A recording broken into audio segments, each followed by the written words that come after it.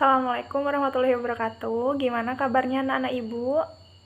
Alhamdulillah, semoga kita selalu diberi kesehatan, diberi perlindungan oleh Allah Subhanahu wa Ta'ala. Untuk ketua kelas, silahkan dipimpin doa terlebih dahulu sebelum kita memulai pembelajaran pada pertemuan kali ini.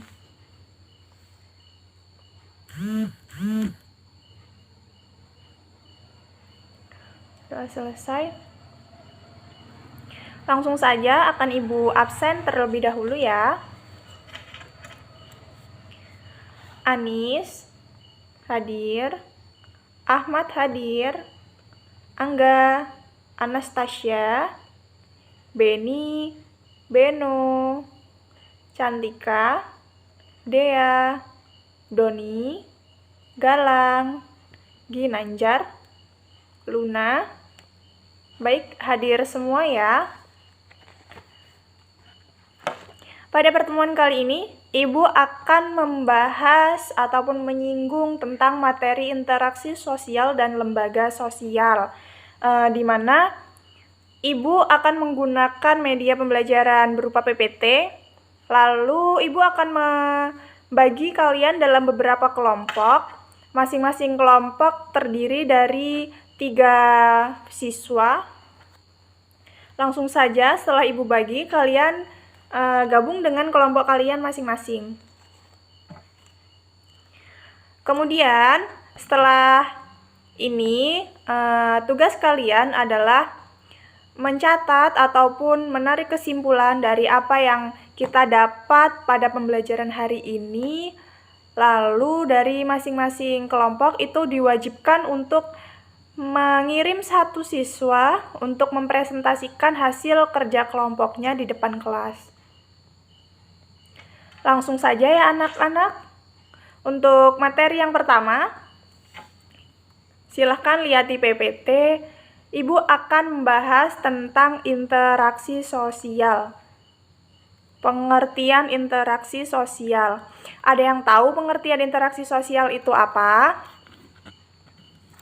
Jadi, interaksi sosial itu adalah hubungan antara individu dengan individu, individu dengan kelompok, kelompok dengan kelompok, yang harus dilakukan secara timbal balik oleh kedua belah pihak. Jadi, interaksi itu contohnya seperti ini.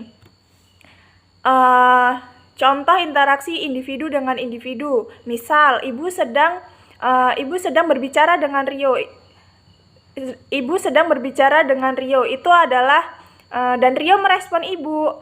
Itu adalah yang disebut dengan interaksi. Kemudian, individu dengan kelompok contohnya apa? Contohnya pada saat ini kita melakukan proses pembelajaran antara Ibu dengan kalian yang ada di kelas. Itu adalah salah satu contoh interaksi individu dengan kelompok.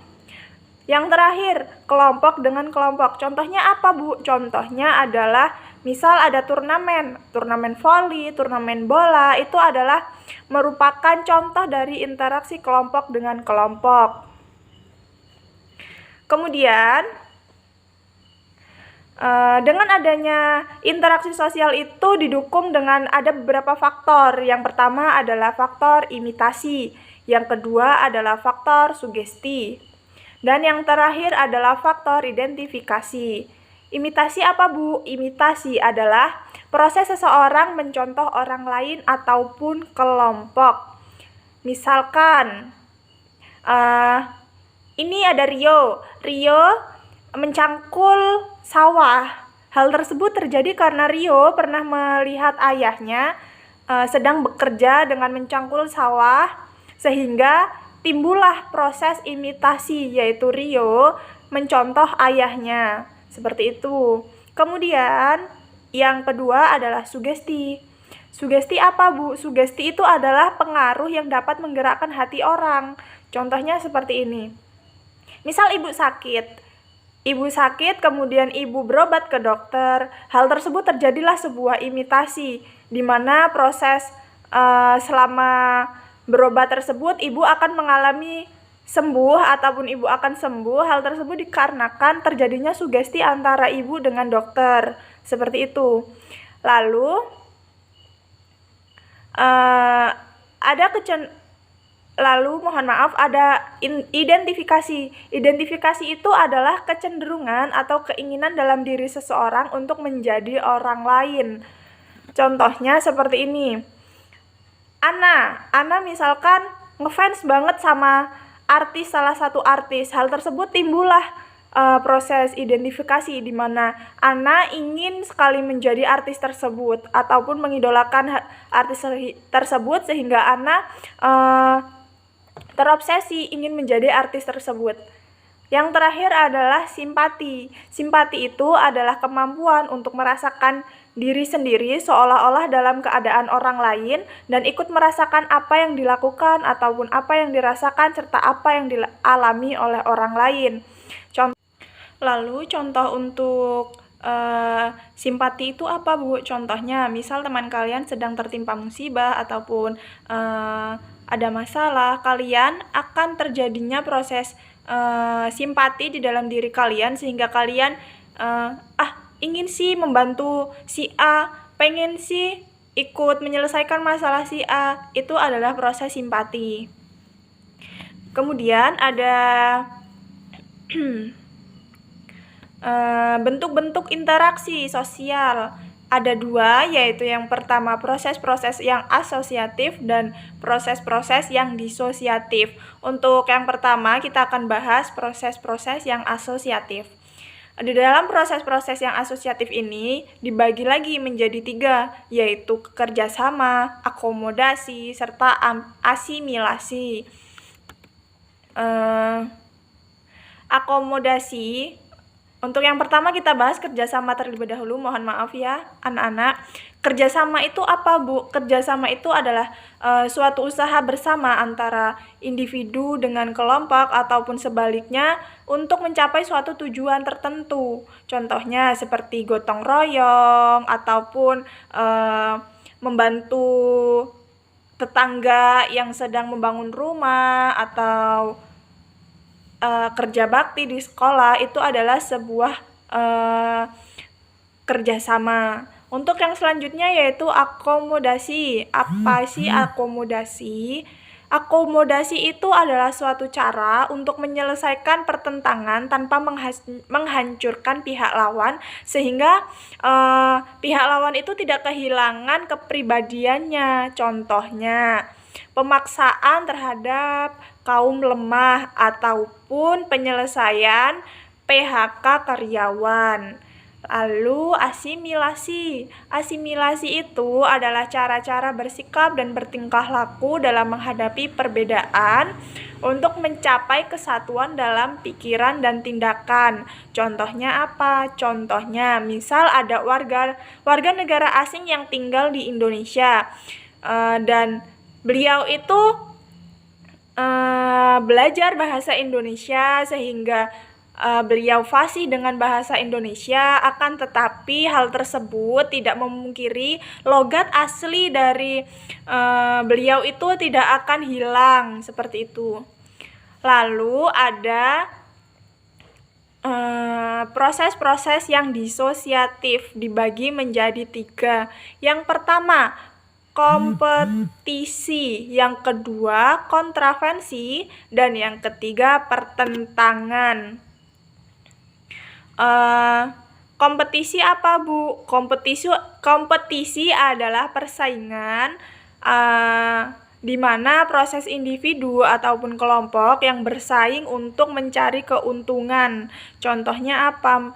Contohnya dalam bersaing mendapatkan gelar juara, itu adalah kompetisi. Yang kedua adalah kontravensi. Kontravensi itu adalah sikap mental yang tersembunyi terhadap orang lain ataupun golongan lain. Contohnya misal ketua OSIS ataupun anggota OSIS ingin mengadakan sebuah lomba. Hal tersebut mengakibatkan ada salah satu siswa yang tidak setuju dengan hal tersebut, akan tetapi siswa tersebut itu hanya memendam dan tidak membicarakannya terhadap anggota OSIS tersebut. Hal itulah yang disebut dengan kontravensi. Lalu ada pertentangan ataupun konflik. Pertentangan ataupun konflik ini disebut proses individu ataupun kelompok untuk memenuhi tujuan dengan cara menentang pihak lawan, sehingga hal tersebut disertai dengan ancaman ataupun kekerasan. Contohnya seperti tawuran, hal tersebut adalah disebut dengan konflik ataupun pertentangan.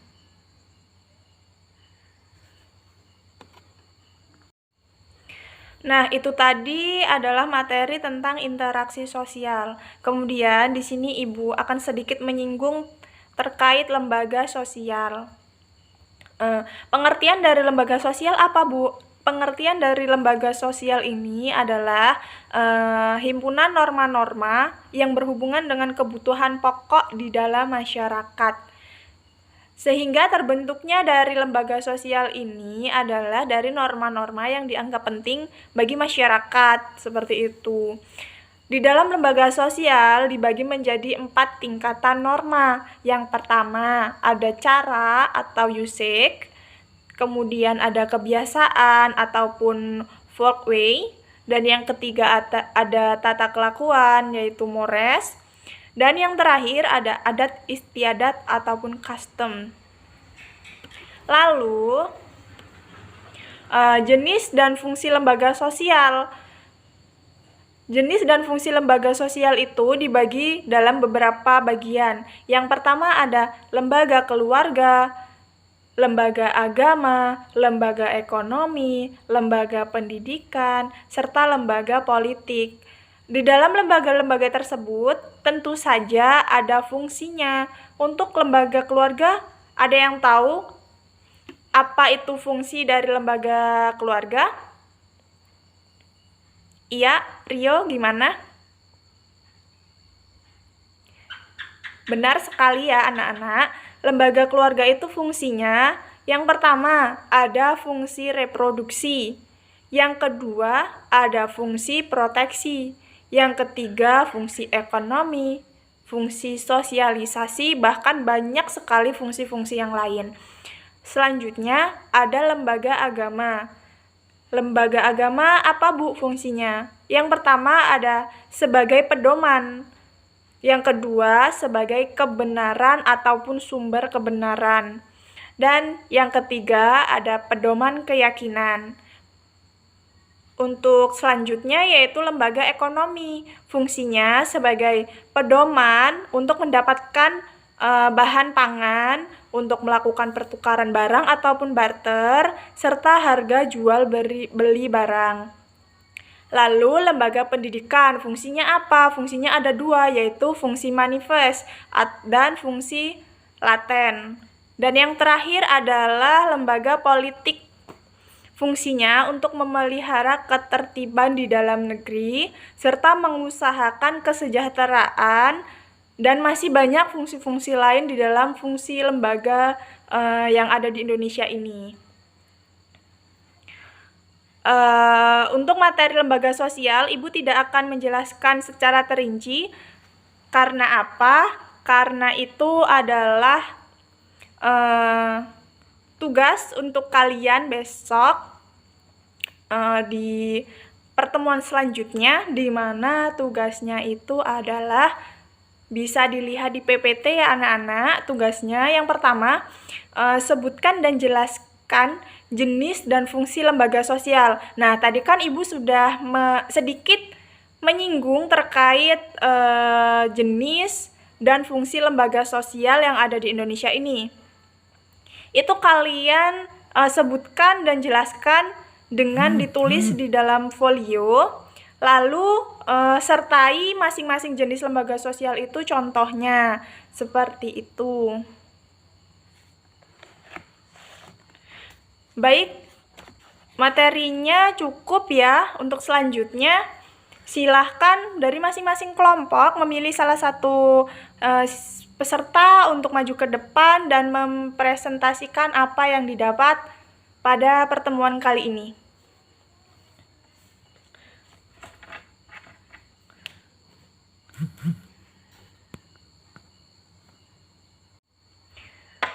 Cukup ya anak-anak, alhamdulillah dari masing-masing kelompok kalian sudah bisa menjawab dengan maksimal. Itu tandanya kalian menyimak pembelajaran pada siang hari ini dari awal hingga akhir. Seperti biasa, di akhir pembelajaran Ibu mengadakan post-test di mana jika ada yang bisa menjawab akan Ibu beri nilai tambahan di absen. Prosesnya ini cepet-cepetan ya anak-anak. Untuk yang bisa menjawab, silahkan angkat tangan dan berikan jawaban yang terbaik dari kalian. Untuk yang pertama, soal pertama, apa yang dimaksud dengan interaksi sosial? Baik, silahkan Ahmad. Benar sekali. Kasih aplaus untuk Ahmad. Ahmad mendapat nilai tambahan. Lalu, yang kedua. Faktor interaksi sosial. Ada yang tahu apa itu faktor interaksi sosial? Silakan Anis.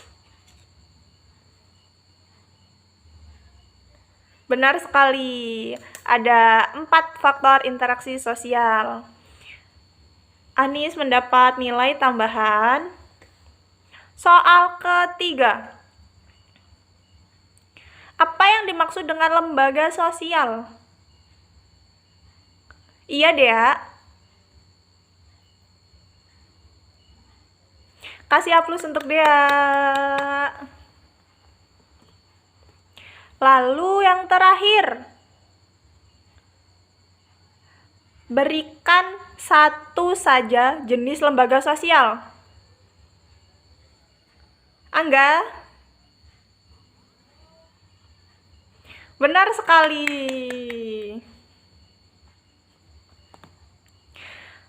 Alhamdulillah pembelajaran pada siang hari ini telah selesai ya anak-anak. Tetap semangat, tetap solid, jaga kesehatan, sampai bertemu di pertemuan selanjutnya. Sebelum Ibu tutup, silahkan untuk ketua kelas memimpin doa.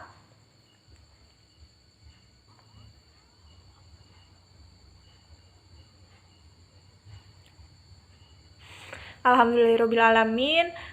Ibu akhiri, Assalamualaikum warahmatullahi wabarakatuh.